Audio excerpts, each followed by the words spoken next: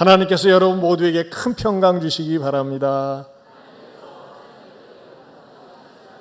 아멘. 우리 옆에 분들에게도요, 하나님께서 큰 평강 주시기 바랍니다.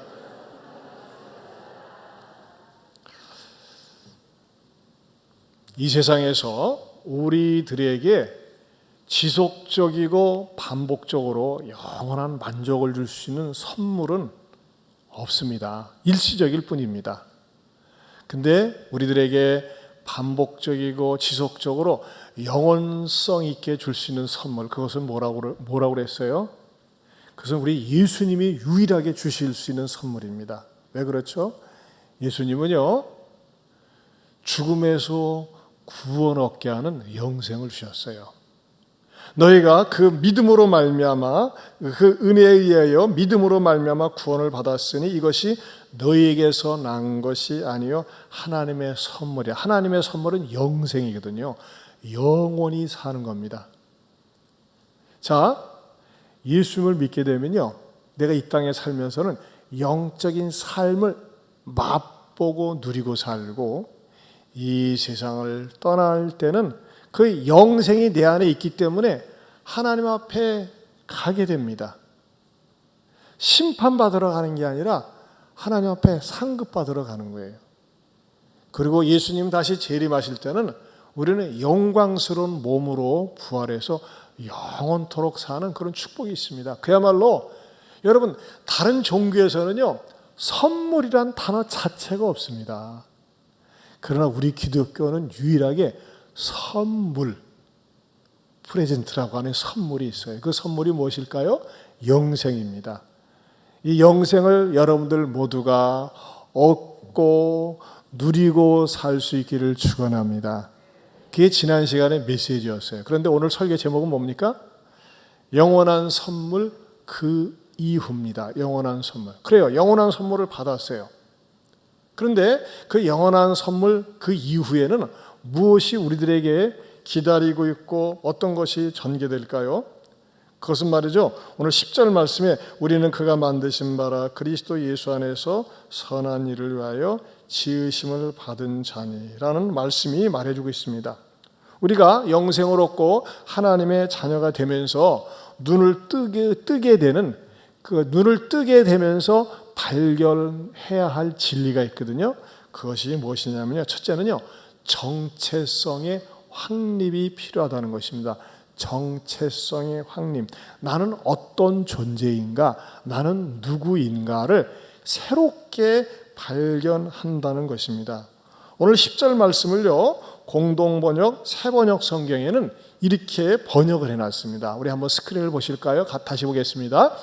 우리는 하나님의 작품입니다. 선한 일을 하게 하시려고 하나님께서 그리스도 예수 안에서 우리를 만드셨습니다. 네, 우리는 하나님의 작품이라고 하는 것입니다. 제가 이 작품이라는 단어를 이렇게 묵상하면서 우리 인생에게는 네 가지 사품의식이 있더라고요. 사품의식. 그 첫째는 뭐냐면요, 물품의식이 있어요. 물품의식. 여러분, 물품이라는 게 뭡니까? 어떤 필요에 의해서 회사에서 일정하게 찍어내는 겁니다. 똑같이 찍어내는 거죠. 그게 물품 아니겠어요? 그런데 이 물품 의식이 사람에게도 있다는 것입니다. 이 물품이라고 하는 것은 시간이 지나면은 나중에는 폐품이 되고 버립니다. 여러분, 종종요, 극단적인 선택을 하는 사람들 가운데, 아유, 나 같은 인간 쓸모없어, 내가 이 세상 떠나지고 사라진다고 누구 놀래지도 않아 하면서 말이죠, 자기 자신을 쉽게 생각하면서 절망에 빠져가지고 극단적인 선택을 할 때 그렇게 하는 거예요. 나 같은 거 사라진다고 세상이 놀래겠어? 슬퍼하긴 하겠어? 하면서 자기 자신을 굉장히 초라하게 생각하는 것이 물품의식이다. 여러분, 이 물품의식 속에 사상이, 공산주의 사상이 들어갔을 경우 어떻게 됩니까? 사람을 물품으로 생각하는 거예요. 그러니까 더 이상 효용의 가치가 없다, 용도 폐기해야 되겠다 그럴 때 어때요? 없애버리라고 하면서 없애버리는 거예요. 여러분, 푸틴이 수많은 젊은이들을 전쟁터로 보내면서 조금도 미안한 기색이 없어요. 왜? 소모품이니까는. 이 공산주의자들 속에는요, 사람을 인격으로 보지 않습니다. 자기네 공산주의를 위한 수단으로, 물품으로, 사람이지만은 효용 가치에 따라서 자기 말을 들으면 사용할 수 있는 그 정도 수준으로밖에 보지 않는다고 하는 것입니다. 반면에 반대로 상품 의식이 있어요. 상품. 이 자본주의 사회에서 이 상품 의식은 대단합니다. 이 상품 속에는 반드시 뭐가 개입되어 있습니까? 돈이 개입되어 있습니다. 사람을 상품화하는 것입니다. 그래서 여성이 상품화되어질 때 매춘행위를 하는 것이고, 내용은 다르지만 사람 속에 얼마나 많이 투자를 하고 얼마나 돈이 있느냐에 따라서 부자다 가난한 자다 나누고, 그 많은 돈을 가지고 교육을 받으면서 말이죠, 세상에 나가서 출세하고 성공할 때 사람들은 그 사람을 가지고 차별화하고 사람을 갖다가 계급의식으로 나누지 않습니까? 어떤 아파트에 사느냐 또는 어떤 주택에 사느냐에 따라서 물질을 가지고 상품화해서 계급하는 겁니다. 부자와 빈자, 배운 자와 배우지 못한 자, 상품화하는 것 아니겠습니까? 그리고 돈이 많이 들어간 사람을 비싸게 보이게 합니다. 그래서 여성들이 리모델링을 많이 하고 투자를 많이 하는 게 하면 할수록 고급스러워 보이지 않습니까? 다 그런 건 아니겠지만은 어쨌든지 이 물질이 사람 속에 많이 개입되면서 돈으로 환산할 때 그걸 갖다가 말이죠, 상품화로 나간다는 것이죠. 이것이 타락한 자본주의에서 나타나는 영향이죠. 그러나 또 세 번째는 작품의식이 있습니다. 작품의식. 이것은 물품이나 상품의식보다는 낫다고 생각을 합니다.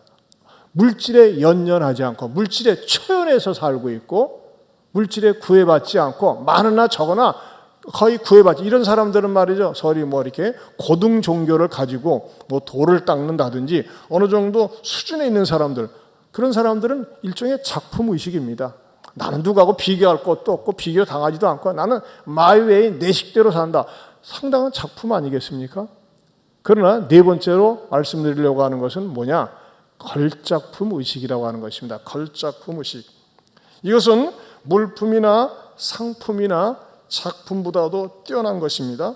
오늘 성경에서는 그것을 보여주고 있습니다.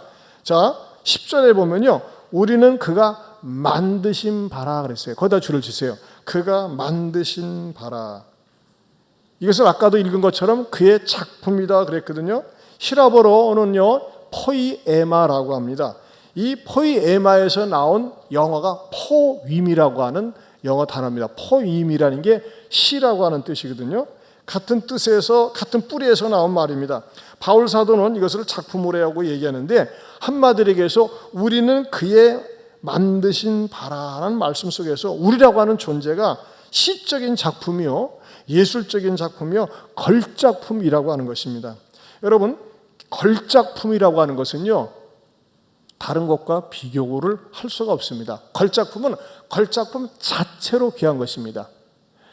여러분, 우리 조선시대 때 추사 김정이나 또는 김홍도나 유명한 그런 분들이 많이 계시지 않습니까? 근데 그분들의 작품들을 갖다가 서로 이렇게 비교하지 않습니다. 왜 비교할 수가 없습니까? 그 자체가 걸작품인 거예요.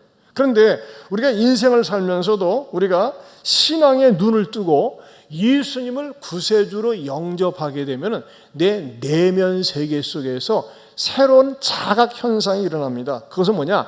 나라고 하는 존재가 얼마나 하나님 앞에서 가치 있고 소중한 존재인지 깨달아지고 발견되어진다는 것입니다. 예전에는 나는 가난해, 돈도 없어, 배우지도 못했어, 나는 세상적으로 내세울 게 없어 하면서 바로 자기 자신에 대해서 열등의식을 갖고 패배의식을 갖고 삽니다. 그런데 예수님을 믿고 나면요, 그리스도 안에서 새로운 피조물이 되었기 때문에 세상을 보는 관점이 다르고 하나님이 나를 사랑한다는 사실을 깨달으면서 이것이 빛을 발하는 것입니다. 아, 나는 정말 소중한 존재구나, 걸작품이구나, 이것을 발견하게 된다고 하는 것입니다. 미술계에서 2019년도에 이 한 작품이 발견되어졌는데 발칵 뒤집혀진 사건이 있습니다. 그것은요, 그 작품 내용이 조롱받는 그리스도다라는 작품입니다. 이 작품은 1280년에 치마 부에라고 하는 그 화가가 그린 작품이었습니다. 주제가 조롱당하는 그리스도. 성경에 예수님께서 십자가 고난을 당하기 전에 로마 군병들에게 주변의 사람들에게 매맞고 조롱당하는 그 모습을 그린 작품입니다. 그 작품을 치마 부에라고 하는 이탈리아 피렌체를 무대로 활동한 르네상스 시대 화가였는데 비잔틴 예술 전통을 이어받아서 피렌체파 화가들의 스승으로 여겨진 사람이 바로 치마부에입니다. 이름이 좀 독특합니다. 치마부에. 그런데 이 사람이 그 만든 작품이 어떻게 이 사람 저 사람의 손에 이렇게 옮겨 다니면서 어떤 한 여인의 가정에 이렇게 걸려지게 되었습니다. 이 여인은 파리 근교에서 살고 있었는데 자기 집에 이것을 집안에 내려오는 그냥 갑옷처럼 생각을 하면서 부엌 거실에 이게 걸어놓고 보고 있었어요. 그런데 어느 날 문득 갑자기 가만히 있어봐. 저 작품이 우리 집안에 이렇게 내려오는 굉장히 오래된 작품인데 소중한 것 같기는 한데 얼마나 소중한지를 모르겠는 거예요. 그래서 말이죠. 전문가에게 그 미술품 감정 전문가들에게 가지고 갔습니다. 그랬더니 그 사람들이 그것을 살펴보더니 야, 이거 심상치 않은데 하면서 적외선 분석법을 통해서 이야, 이 작품은 소위 당대 최고의 예술가인 치마부에의 작품인데 이것은 보통 작품이 아니다 하면서 떠들썩하게 2019년도에 그것이 발견이 되어진 겁니다. 그러면서 프랑스 미술 경매 시장에 이것을 내놓았는데 중세시대 회화 작품 중에 역대 최고가를 기록했는데 그것이 얼마에 미국 사람이 매입을 하게 되었어요. 얼마에 낙찰이 되느냐? 313억 원입니다. 좀 놀래나요? 313억 원. 그 작품을 잠깐 보시겠습니다. 네. 이렇게 그 다음이요. 우리가 보면 말이죠. 손 안에 들 수 있는 이런 작품이에요. 근데 이것이 치마부에라고 하는 당대 최고의 미술가가 말하자면 만든 작품이라고 그래가지고 313억 원에 미국 사람의 낙찰이 됐어요. 근데 프랑스에서 말이죠. 이 귀한 작품을 개인이 가져서는 안 된다 해가지고 다시 재구입을 해서 지금은 프랑스 박물관에 잘 보관하면서 많은 사람들이 보게 했다고 하는 것입니다. 이 조롱받는 그리스도가 발견되기 전에는 어떤 한 근교에서 어떤 여인의 손에 의해서 그냥 이렇게 방치되다시피 한 사람만 보게 되었어요. 그러나 이것이 발견되니까 뭐예요? 세상 사람을 깜짝 놀라게 하지 않았습니까? 저는 여기에서요, 우리에게 주는 귀한 진리가 있음을 깨닫게 되었습니다. 나라고 하는 존재는 수없이 많은 흔한 사람 가운데 하나가 아니라고 하는 것입니다. 저는 제가요, 한 번씩 전철을 타고 서울 가가지고 신도림역에 도착하면요, 놀래 자빠집니다. 얼마나 많은 사람들이 그냥 타닥타닥 붙어가지고서 다니는지. 그래서 제가 감사한 거는 그렇게 많은 사람들이 드나들고 왔다 갔다 해도 거지는 없어요. 대한민국 굉장히 좋은 나라예요. 옛날에 길거리에 가면 노상에 거지가 있었는데 거지가 없을 정도로 우리나라 참 잘 사는 나라가 되었어요. 정말 사람들이 많이 있어요. 근데 여러분, 놀라운 사실은 뭐냐면요. 2021년 기준으로 전 세계의 인구가 몇 명 되는지 아세요? 79억이라고 합니다. 그런데 이 땅에 사는 79억, 아니 아담 이후로 이 세상에 나온 모든 인간들 가운데 단 한 사람도 유전자가 똑같은 사람이 없다고 하는 것입니다. DNA가 똑같은 사람이 없어요. 하나님이 유일무이하신 것처럼 우리 모든 인간도 이 세상에 유일한 존재라고 하는 것입니다. 아무도 내 유전자를 닮은 인간이 한 사람도 없다고 하는 것입니다. 무슨 말입니까? 하나님은요, 저나 여러분이나 이 세상에 누구도 흉내낼 수 없고 모방할 수 없는 유일한 존재로 걸작품으로 만드셨다고 하는 겁니다. 따라서 합시다. 나를 걸작품으로 만드셨습니다. 여러분, 이 걸작품에 대한 노래가 있어요. 그 노래가 뭡니까? 아주 먼 옛날 하늘에서는 당신을 향한 계획 속에서 만드셨다고 그랬어요. 우리 한번 이 걸작품 노래 한번 불러볼까요?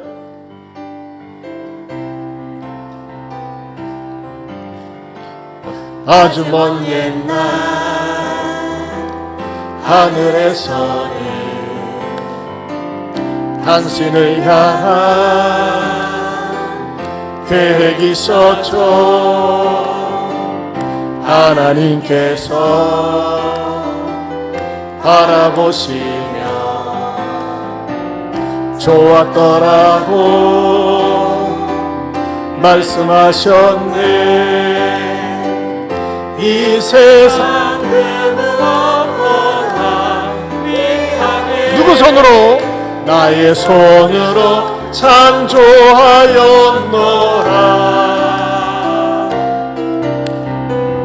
내가 너로 인하여 기뻐하노라. 내가 너를 사랑하노. 우리 옆 사람을 향해서 손을 들고 사랑해요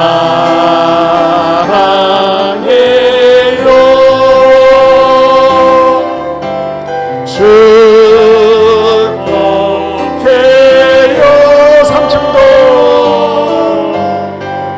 당신의 마음에 우리의 사랑을 드려요. 아멘. 여러분은 이 세상의 유일한 걸작품입니다. 여러분 옆에 걸작품이 앉아 계신 거 아십니까? 자, 우리 다시 한번 축복하십시다. 당신이 대단한 걸작품이군요.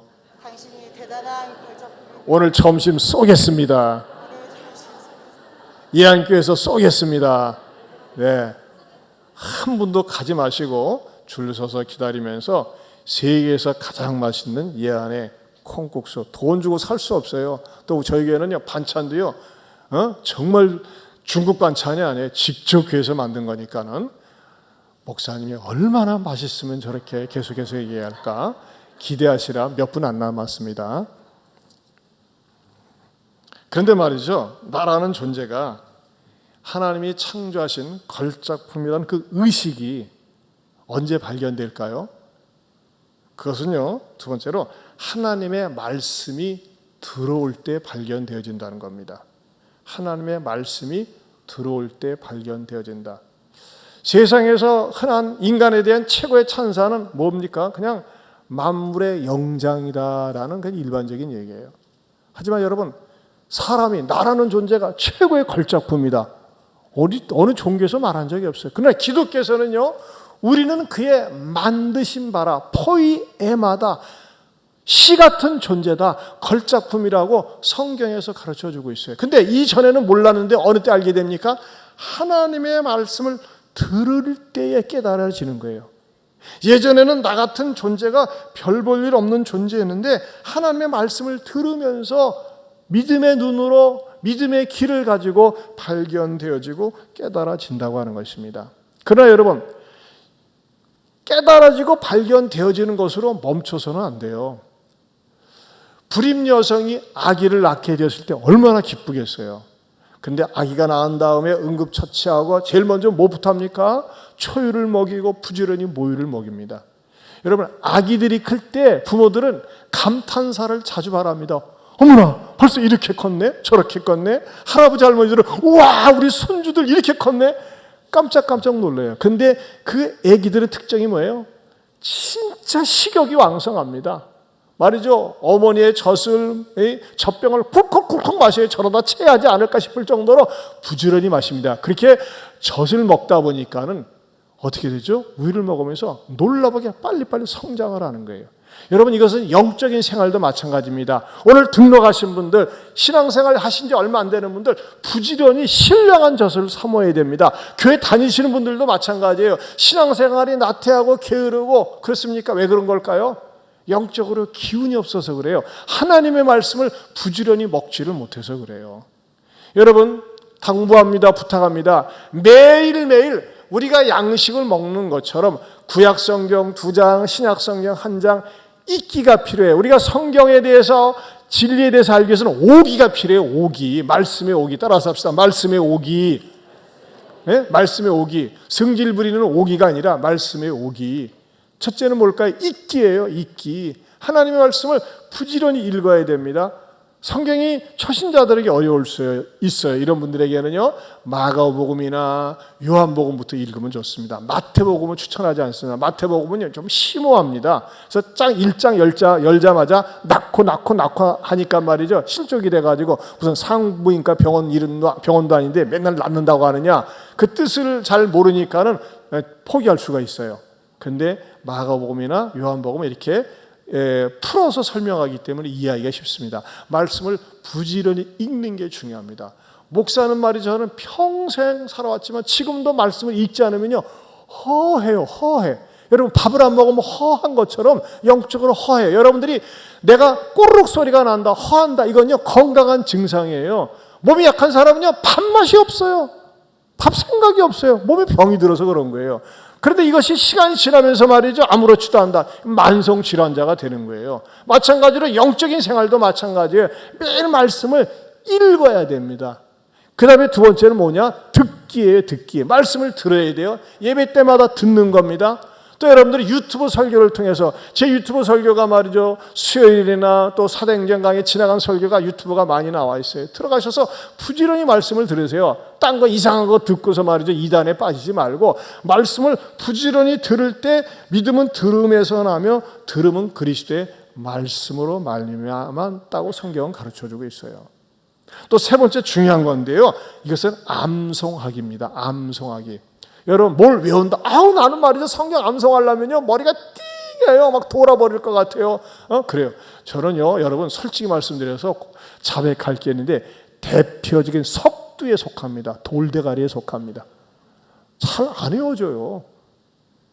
그런데도 불구하고요, 계속 반복해서 성경을 암송하다 보니까 이 암송이 얼마나 유익한지 몰라. 그래서 제가 전에 안 하던 짓을 한 게 최근에 했어요. 뭐냐면 우리 수요일 날 같은 데, 금요일 날은 전체 쭉 이렇게 암송을 하는데 1월부터 7월까지 이렇게 읽으면서 암송을 하는데, 여러분 암송을 해보세요. 제가 이번에 암송 체험을 했다니까요.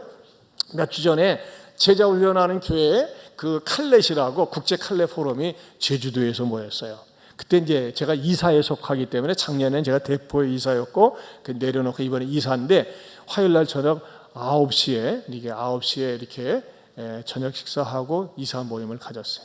근데 한참 회의를 하는 가운데서 어떤 의제가 있었는데, 뭐냐면요, 내년에 이제 코로나도 풀리고 하니까 오래전부터 가려고 했던 것이거든요. 북유럽으로 노르웨이나 핀란드 쪽으로 우리가 제 국제 정책 포럼을 한번 가자고 이렇게 얘기가 이렇게 진행되고 있었어요. 사실 가고 싶은 나라거든요. 그 뭐 좋은 유명한 나라 아닙니까? 근데 제 마음속에 갑자기 지금 우크라이나 전쟁 중에 있고, 또 이것으로 인해서 전 세계가 경제적으로 영향을 받아가지고 굉장히 위축되고 어려운데, 이걸 조금 다시 재고하면 어떻겠는가, 이렇게 제가 얘기를 했어요. 왜냐하면 코로나가 처음 발병했을 때, 대구에서 팍 터졌을 때, 그때 우리가 모아놓고서 정책 포럼 가자고 했던 돈 1억 원을 갖다가 거기에다가 기부를 했어요. 단체에선 최초로 한 거예요. 그래가지고 100개의 교회가 임대 교회에 있을 때 우리가 임대비를 지불하자 그래서 100개의 교회에 100만 원씩 1억 원을 갖다가 우리가 모아놓은 걸 거기다 전부 보냈거든요. 그때 제가 발의를 하고 설득을 해서 그렇게 했던 거예요. 그런데 이번에도 제가 생각할 적에, 이게 좀 좋기는 하지만, 가고는 싶지만, 좀 이렇게 여건을 좀 살펴보면 어떻겠습니까? 얘기했더니, 제 이 맞은편에 있던 목사님 한 분이 딱 일어서더니, 목사님! 왜 이렇게 부정적으로 생각을 합니까? 왜 좌파식으로 생각을 합니까? 긍정적으로 생각을 하지. 목사님인 좌파 신문을 봐서 그래. 왜 좌파적으로 말을 하냐 그러는 거야. 딱 일어나더니 막 입에 거품을 물고. 태어나서 내가 좌파라는 말을 처음 들어봅니다. 뚜껑이 탁 열리는 거예요. 저도 후배 목사예요. 그 목사 굉장히 부자입니다. 자기 아버지가 빌딩도 물려주고, 목사 가운데는 그런 부자가 없어요. 쉬는 시간에는 말이죠, 골프 치러 다니고 말이죠, 굉장히 부유해요. 나는 목사 가운데 그렇게 부자 처음 봤어요. 뭐 미국 유학도 갔다 오고. 나는 이제 익산의 이제 시골 목사이지만은 그래도 뭐 자부심을 가지고 하는데, 근데 말이죠, 그 말을 딱 하는 순간, 아니 이런 싸가지 없는 목사가 어디서 나한테 어떻게 그렇게 나한테 좌파라고 그래 하면서 승질 낼 수 있지만, 말씀이 딱 떠오르는 거예요. 어떤 말씀이? 잠언 12장 16절 말씀. 같이 보겠습니다. 시작. 미련한 자는 당장 분노를 나타내거니와 슬기로운 자는 수욕을 참느니라. 그 순간에요. 이 말씀이 탁 저를 치는 거예요. 막 분노가 폭발하려고 하죠. 우리가 여러분, 우리 이탈리아 사람하고 한국 사람은 공통점이 굉장히 감정적이에요. 우리도 사소한 일에 목숨 많이 걸잖아요. 네가 어떻게 그렇게 말할 수 있어? 넌 나이 몇 살이고 항상 나이 얘기하잖아요. 그래도 시비거리가 되는데, 아니 내가 좌파라니, 내가 신문을 봐도 좌파 신문을 보다니, 그리고 왜 한쪽으로 쏠려 있느니, 부정적이니 그런 말, 나는 긍정적으로. 근데 그 순간에 막 견딜 수가 없는데 바로 이 말씀이, 미련한 자는 당장 분노를 나타내거니와 슬기로운 자는 수욕을, 모욕을 참느니라 하면서 딱 내 마음 말씀이 나한테 딱 들어오는데 분노가 쫙 가라앉으면서 제가 어떻게 할게요? 바보같이 웃었어요. 그리고 헤어졌는데 숙소에 돌아오는데 부글부글 끓기 시작해. 아니 저놈의 새끼가 말이야, 내가 익산에서 목회한다고 날 이렇게 보는 건가? 내가 좌파라니. 막 푸라고 억울해서 견딜 수가 없어요. 막 저녁 먹기에 말이에요, 토할 것 정도로 막 분노가 일어나는 거예요. 그 순간은 잘 참았는데, 그래서 하나님, 정말 제가 좌파 목사입니까? 막 기도 보내도 안 풀려서 기도하다가 제가 이제 또 선배 목사님이 있어서, 선배 이사 목사님이 있어서 전화를 걸었어요. 핸드폰. 목사님, 아니 내가 어떻게 분위기를 깨는 말 잘못한 겁니까? 했더니 아니요 목사님 항상 긍정적으로 얘기하고 말 잘한 거죠. 근데 정말 그 목사가 잘못됐다고 하면서 내 편이 되어줘서 나를 위로해 주는 거예요. 그러면 그렇지 하고 전화를 끊었는데 그래도 분이 안 풀리네. 막 굉장히 모욕을 정말 당한 거예요. 여러분 생각을 해보세요. 다 같이 앉았는데 일어서 가지고 삿대질을 하고 할 적에 얼마나 그 분하겠어요. 안 당해본 사람은 몰라요. 그 목사가 내 설교를 들을 일은 없겠지만은, 그럼 어쨌든지 간에 그리고 나서 기도하고 잔 다음에 숙소에 식당으로 가려다가 엘리베이터에서 딱 만났네. 예? 여러분 배현진이가 딱 들으면서 이현진한테 악수하려고 하니까 탁 치고 말이지 그랬잖아요. 딱 만났어요. 만나니까 지가 미안하니까 도둑이 재발저린다고 머리를 탁 돌리더라고요. 그 순간에 어떻게 했겠어요? 제가 딱 앞에 가서, 어이 목사님, 나 목사님이 얘기한 거 상처받았어. 나 좌파 아니야. 왜 그렇게 말해? 그랬더니 이 목사가 180도 얼굴이 바뀌더니 내 허리를 껴안는 거야. 형님 미안해, 내가 그러려고 그런 게 아니라. 거기서 좀 뺀질대는 목사가 있었는데 좀 들으라고 한 거야. 근데 말을 그렇게 해. 형님 죄송해. 그러니까 싹 풀려지더라고요. 제가 여러분 정말 큰 교훈을 얻었어요. 내가 누가 말한 것 때문에 마음이 상하고 속이 상했을 때 그걸 꼭 마음속에다 담아두면요, 그거 묵혀두면 나만 상한다니까요. 그리고 왼수가 되는 거예요, 시간이 지나면서. 근데 놀라운 사실은 그 목사가 저녁 때 설교를 하는데, 설교 제목이 뭔지 아세요? 그 마지막 날 설교를 하는데, 이제 그 대표 기능에 마지막 설교를 하는데, 원수를 만들지 말라. 지가 설교 제목이 그거야. 근데 속으로 다 지난 다음에 저놈 내가 아무 말 안 하고 내버려뒀으면 저 설교 어떻게 했을까 싶을 정도로 이제 그거였었는데, 여러분 내가 속이 상했을 때 그걸 움츠리고 있지 말고, 너 어떻게 그따구 식으로 얘기해. 그게 그렇게 또 지적하는 것이 아니라, 나 그렇게, 나 마음 굉장히 상했어. 나 솔직히 상처가 됐어. 그렇게 얘기하니까 얼마나 저도 말해놓고 나서 미안하겠어요. 그러고서 이게 잘 풀었어요. 근데 제가 말씀드리고 싶은 게 그게 뭐냐면요, 하나님의 말씀이 진짜 위력이 있구나 하는 것을 체험한 거예요. 지금 러시아하고 우크라이나하고 전쟁하는, 우크라이나가 지금 이길 수 있는데 뭐가 부족하냐? 포탄이 부족하대요. 포탄이. 이게 늦게 와가지고. 여러분 내 삶 속에 포탄, 실탄이 뭔지 아세요? 실탄은 필요할 때 쓰는 거 아니겠어요? 하나님의 말씀이라는 겁니다. 그 말씀도 어떻게 해요? 암송을 하는 거예요. 계속 암송하다 보면요, 어느 순간에 어느 때 내 감정이, 내 생각이 앞서갈 수 있는데 하나님의 말씀이 나를 딱 잡고 있으면서 미련한 자는 당장 분노를 나타내지만 지혜로운 자는 수욕을 참느니라. 저는 너무너무 이 말씀에 재미를 보고 응답을 받았어요.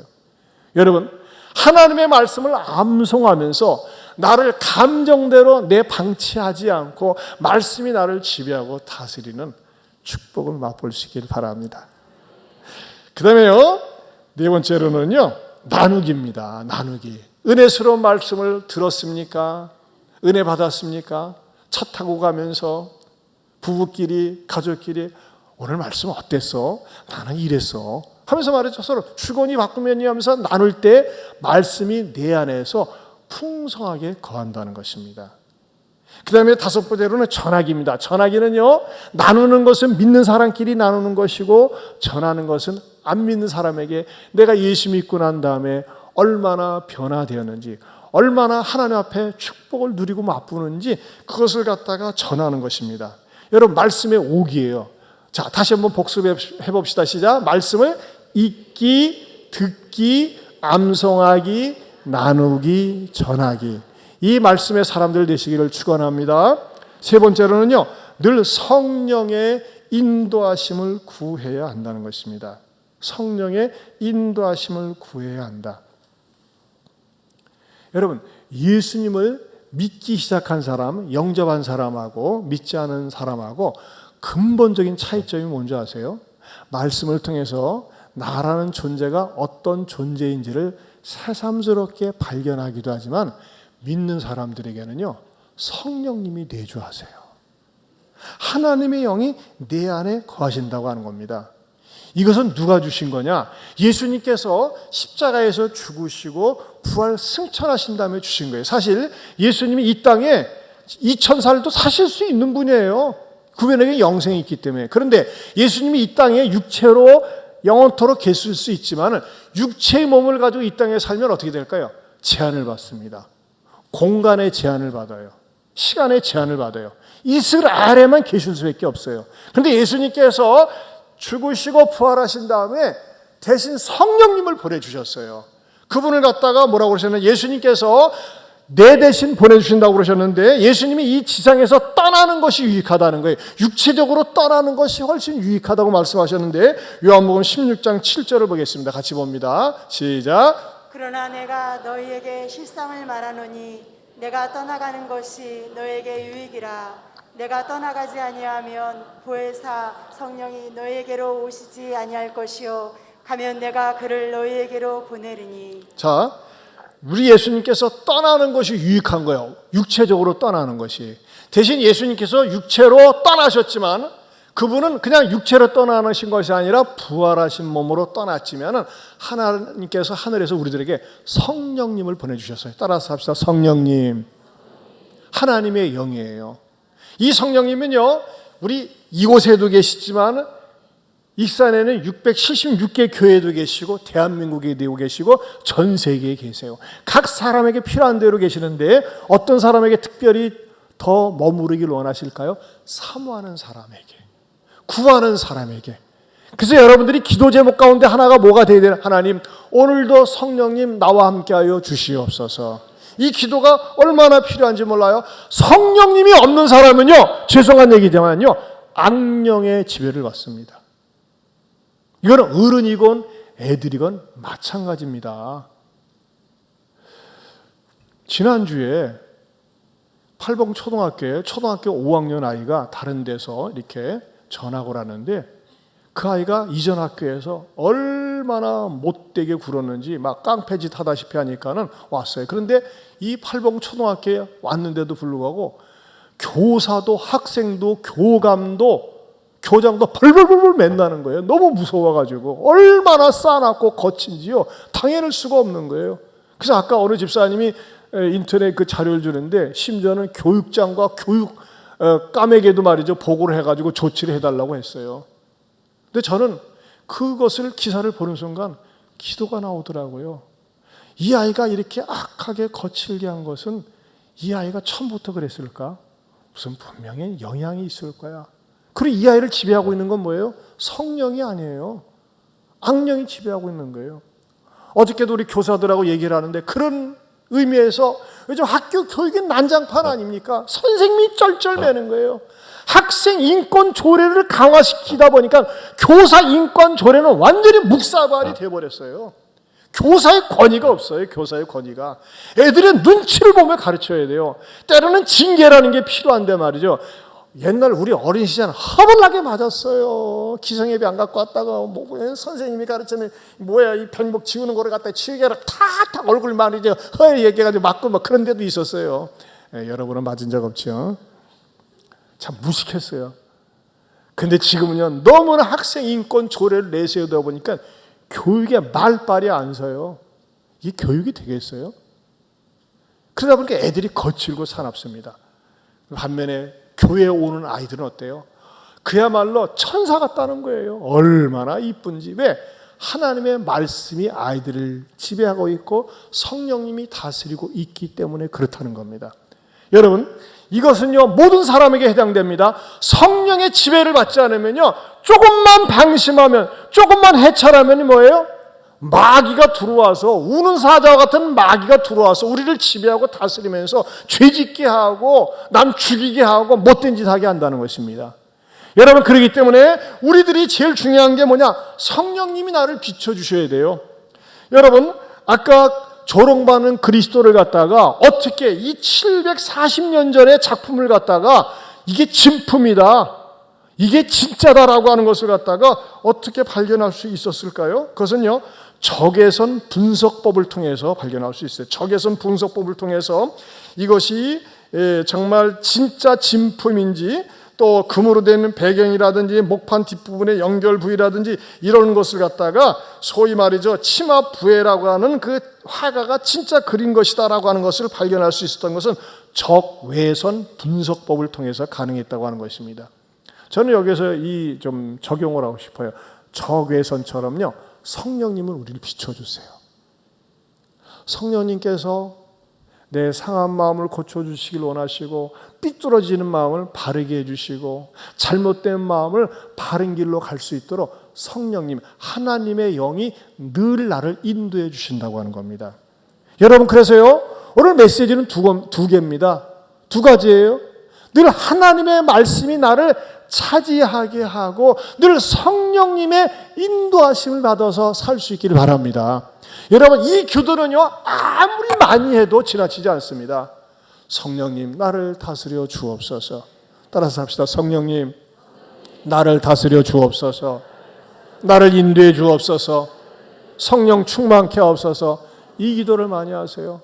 그리고 말씀이 나를 지배하고 말씀이 나를 이끌어가게 해주시옵소서 할 적에 말이죠 위기 때 말씀이 떠오르게 하시고 성령님께서 나를 다스려 주신다는 겁니다. 여러분, 성령님께서는요 상하고 깨진 내 마음을 갖다가 새롭게 하시고 고쳐주시고 어둠 속에 있는 나를 갖다가 빛으로 인도해 주십니다. 이 성령님을 사모하면서 늘 승리하는 삶을 살 수 있기를 축원합니다. 우리 이 찬양 한번 불렀으면 좋겠습니다. 성령님 하나님 나를 만지소서. 상하고 깨어져 지친 나를 새롭게 해달라는 이 찬양, 우리 같이 악기팀 나와서 같이 반주해 주시면서 같이 부르겠습니다. 성령 하나님 나를 만지소서. 상하고 깨어져 지친 나를 새롭게 하소서. 성령의 바람 실들은 내어 살리소서. 성령 하나님, 성령 하나님 나를 고치소서. 죄악의 어둠 속 헤매는 우리 깨워주소서. 성령의 불로 세상 헛된 마음 태우소서. 임하소서. 임하소서. 성령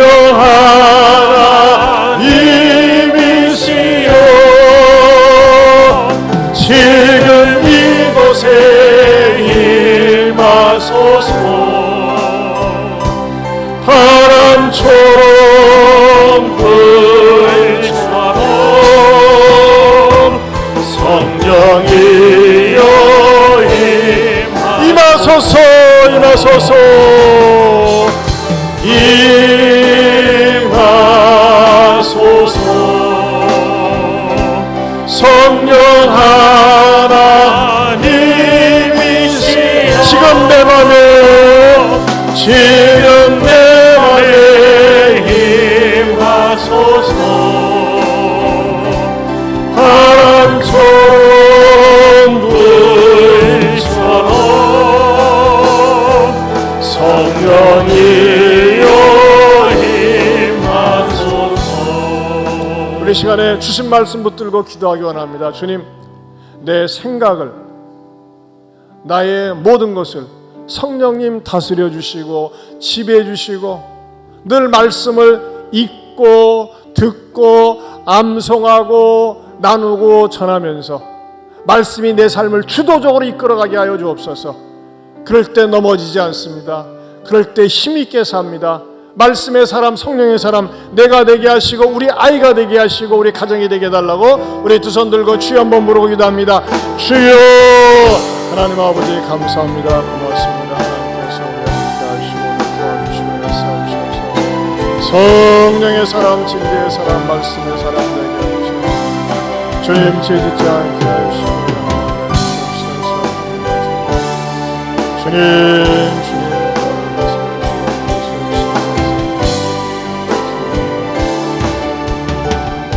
하나님 아버지 감사합니다. 우리에게 예수 그리스도를 통해서 영생을 선물로 주심을 감사합니다. 주님 늘 말씀을 가까이 하면서 나를 재발견해 주게 하게 해주시고 나는 하나님이 창조하신 걸작품임을 늘 알게 하여 주시옵소서. 무엇보다도 성령 의지하여 성령 충만하여 의미 있고 가치 있게 사는 우리들이 되게 하여 주옵소서. 이제는 우리 주 예수 그리스도의 은혜와 하나님 아버지의 변함이 없는 사랑과 성령님의 감화감동 교통하심의 은혜가 걸작품 같은 내 인생을 성령과 말씀으로 소중히 다루면서 의미 있게 살겠노라고 나누고 전하며 살겠노라고 다짐하는 모든 성도들 위해 영원토록 함께 있을지어다. 아멘.